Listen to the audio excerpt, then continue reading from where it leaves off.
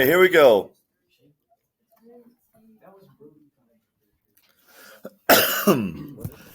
What we're going to work with is linear and quadratic functions like polynomial functions and linear functions in their graphs, rate of change, correlation, yada, yada, yada. Why do we learn this? Many business and economic problems are modeled by linear functions. Okay? Some problems are based on quadratic and higher degree functions, so we need to know how to work with all of them. All right. Oops, wrong one. Okay, a polynomial function is like a sub n x to the n power plus a n minus 1 x to the n minus 1 and so on all the way down to a equals a sub 0, where a sub n is a coefficient, x to a power is a power.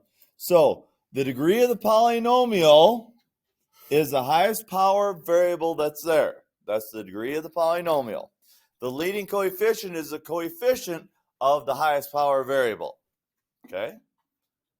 So we have this thing called a zero function that has no leading coefficient and no degree. So we have the zero function, f of x equals 0. We have f of x equals a number. Okay? Like f of x equals 5. That's called a constant function. Why is it called a constant function? Well, f of x equals 5 is a horizontal line. Okay? Horizontal line. F of x equals 5.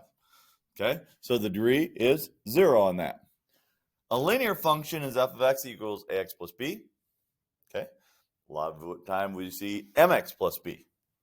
Okay? Y equals mx plus b. But f of x equals ax plus b. So the power on that is 1. A quadratic is ax squared plus bx plus c. Okay? So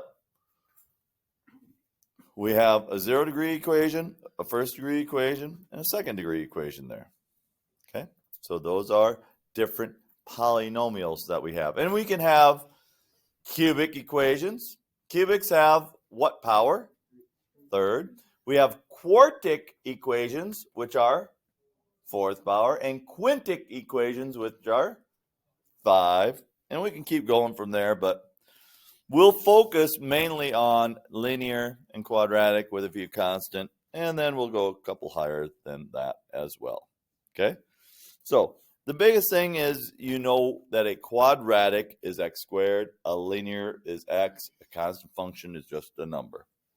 All right, here we go. So we're finding a linear equation here. If we have f of 1 equals 2, f of 2 equals 3. Well, what's inside the parentheses, the x or the y? X. So this is like the ordered pair, -1, 2, and the ordered pair, 2, 3. Okay? So if we have those ordered pairs, we should find the